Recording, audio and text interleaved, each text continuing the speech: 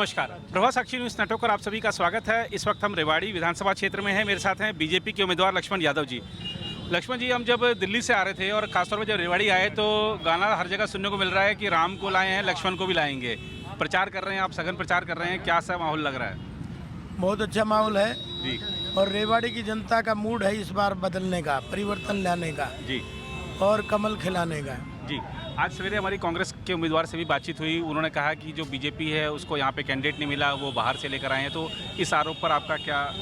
बाहर से कहाँ से लेके आए? इटली से तो नहीं लेके आए ना। जी ये तो इटली वालों की सेवा कर रहे हैं। इनको भी फिर ये कप्तान साहब लड़े थे कभी चुनाव, उनका गांव भी बाहर बावड़ हल्के में था। जी। फिर 4 महीने पहले ये राज बब्बर को लाए थे, वो उसकी बुआ का छोरा था। सारी चीज़ बाहर ही बाहर।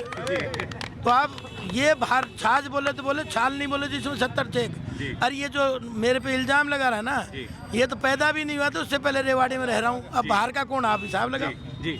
आप पूरे विधानसभा क्षेत्र में घूम रहे हैं। पहले अभी चिरंजीवी हैं, उससे पहले उनके पिताजी रहे। कैसी आपको समस्याएं यहाँ की लगी और विधायक बनने पर आप क्या उनको प्राथमिकताओं के आधार पर? देखिए, पहली बात तो ये है, अब 3 पीढ़ियाँ इस रेवाड़ी को किस तरह से नरक में ले गई हैं, उन 3 पीढ़ियों को हटाने का जनमानस का मन बन चुका है। और इस बार कमल खिलाएंगे, निश्चित तौर पे परिवर्तन लाएंगे तो सुखद परिवर्तन आएगा। जी। और अभी 3 महीने पहले जब लोकसभा चुनाव हुए थे, हमने देखा था कि 5 सीटें बीजेपी की थी, 5 कांग्रेस की थी। तो कांग्रेस उसी को आधार बनाते हुए कह रही कि हम ही आगे हैं। आपको लगता है कि ऐसा कुछ है? देखिए, झूठ का पुलिंदा एक बार चलता है। जी। ये कह रहे थे ये संविधान खतरे में है। जी। कहाँ चला गया संविधान? फिर बोलो ये आरक्षण को खत्म कर देंगे। और अब अमेरिका में राहुल बाबू बैठ कर क्या कहता है? बोले हम आरक्षण को खत्म करेंगे। हुड्डा साहब क्या कहते हैं? हम आरक्षण को खत्म करेंगे 4 महीने में। तो ये झूठ की हांडियां हैं, बार बार नहीं चढ़ती। जी। दलितों को लेकर भी काफी कुछ कहती है कांग्रेस, लेकिन शैलजा जी को जिस तरह से साइड कर रखा है, उसको देखकर आपको क्या कहना है? दलितों के साथ कांग्रेस ने सदा अत्याचार करे हैं। ये तो थोड़ा सा समझने का फर्क है, वरना बाबा साहब से लेकर आज तक के इतिहास में दलित को कांग्रेस ने कभी चाहा ही नहीं। हमने पहली बार बने 2019 में विधायक, जाते ही हमारे मुख्यमंत्री ने जो सदन है, हमारी विधानसभा है, वहाँ जाते ही बाबा साहब की मूर्ति लगाई है। 50 साल 55 साल हो गए हरियाणा बने, क्या आज तक किसी को याद नहीं आई? कांग्रेस तो कई बार रही। और किस तरह से बाबा साहब को प्रताड़ित करते थे, कौन थे वो लोग, इसमें गहराई से जाना पड़ेगा। हमने तो बाबा साहब के 5 तीर्थ बनाए। बाबा साहब को जहाँ पैदा हुए थे, जहाँ अंतिम सांस ली थी, जहाँ शिक्षा थी, जहाँ दीक्षा थी, सब जगह तीर्थ बनाए। कांग्रेस ने क्यों नहीं बनाए इतने सालों में भी? तो ये थोड़ा सा भ्रम डाल के हमारे लोगों को गुमराह करने का प्रयास करते हैं। जी। मार्च में बीजेपी ने ओबीसी समुदाय के नायब सिंह सैनी को सीएम बनाया, तब से आप उनके नेतृत्व में काम कर रहे हैं। बीजेपी ने अब उनको फिर से सीएम कैंडिडेट भी घोषित किया है। आपने अब तक जो नायब सिंह सैनी जी का कामकाज देखा, उसके आधार पर आपको क्या लगता है कि वो अच्छी चॉइस है? क्योंकि बहुत सारे बीजेपी के नेता भी दावा कर रहे हैं सीएम पद के लिए। इसीलिए तो नॉन स्टॉप हरियाणा है। जी।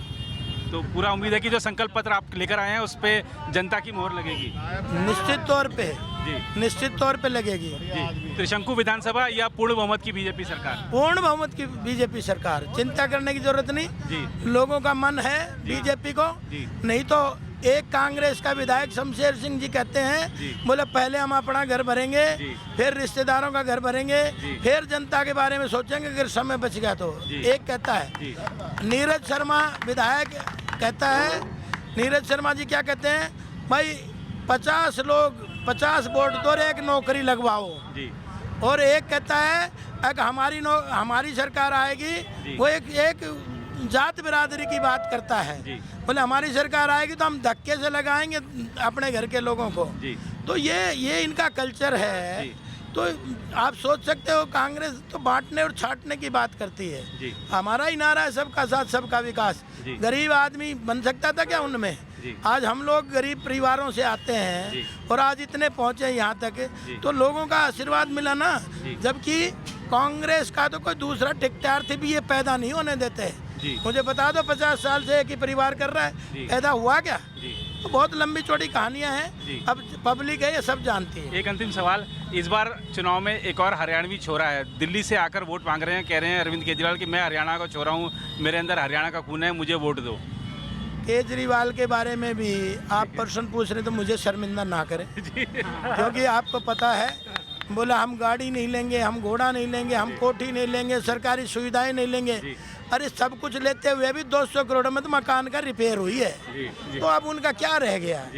तो इसलिए बहुत लंबी चौड़ी बात है नहीं, अब पब्लिक समझ चुकी है और बार बार रंग बदलता है आदमी, तो बहुत जल्दी समझ गया। जी बहुत धन्यवाद लक्ष्मण यादव जी। तो ये थे लक्ष्मण यादव जी, जिन्होंने बड़ी प्रखरता के साथ अपने चुनावी मुद्दों को सामने रखा है। देखना होगा कि जनता का मत क्या रहता है, इसके लिए 8 तारीख तक का इंतजार करना होगा। फिलहाल इस रिपोर्ट में इतना ही। कैमरामैन राम महाजन के साथ मैं नीरज कुमार दुबे, प्रवास साक्षी न्यूज़ नेटवर्क के लिए। अगर आप भी लेना चाहते हैं देश दुनिया की तमाम जानकारी तो आज ही सब्सक्राइब करें हमारे चैनल को। साथ ही नीचे दिए बेल आइकन को जरूर दबाएं ताकि हर अपडेट आप तक पहुंच सके।